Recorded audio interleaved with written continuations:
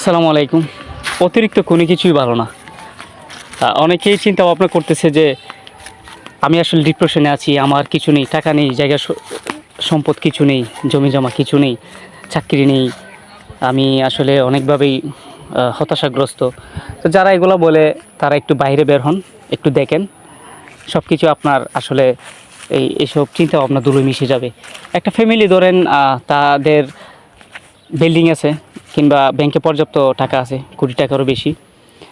তো তাদের বাসায় মা অসুস্থ, ধরেন প্যারালাইসিস, বাবা ক্যান্সার আক্রান্ত, বোনের জামাই ফেরত দিয়ে দিছে কিংবা সংসার করবে না, এরকম ফেরত আসছে, যেটাকে আমরা ডিভোর্সি বলি। ভাই একটা নেশাগ্রস্ত। তো তাদের টাকা আছে, বিল্ডিং আছে, কিন্তু তাদের ফ্যামিলিতে যে শান্তিটা, এই শান্তিটা একবারে 0% বললে চলে।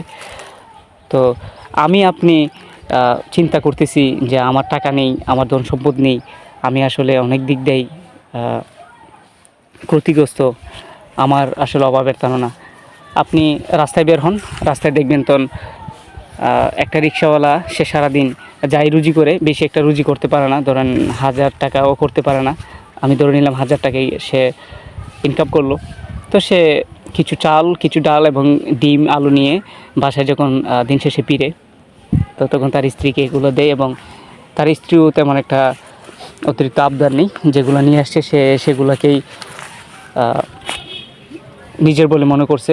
তো এগুলো রান্নাবান্না করে ছেলে সন্তান নিয়ে তারাও কিন্তু ঘুমিয়ে যায়, কারণ তাদের বেশি একটা আশা নাই। তো সবশেষে আপনি অতিরিক্ত কোনো কিছুই করবেন না, কারণ অতিরিক্ত আশা করাটা হচ্ছে বোকামি। আপনার জীবনে যেটা হচ্ছে সেটা মেনে নিন, আপনি ভালো থাকবেন। সেকেন্ড, মিনিট, সপ্তাহ, মাস, দিন, বছর যাই যাক, আপনি যেটা হচ্ছে সেটাকে আলহামদুলিল্লাহ বলে মেনে নিন। আপনার আর কোনো সমস্যা হবে না, ডিপ্রেশন থাকবে না। তো আমি যদি আমাকে ভালো না রাখি, এমুকে কী করছে, তমুকে কী করে ফেলছে, তো অমুক তো তমুক তাদের নিজের জন্য করবে, আপনার জন্য তার করে দিবে না। তো সেক্ষেত্রে আপনি আপনার সাথে যদি বেমানি করেন, আপনি যদি আপনাকে ভালো রাখতে না পারেন, তাহলে পৃথিবীর কেউ আপনাকে ভালো রেখে দিতে পারবে না। এটা একদম 100% সত্যি।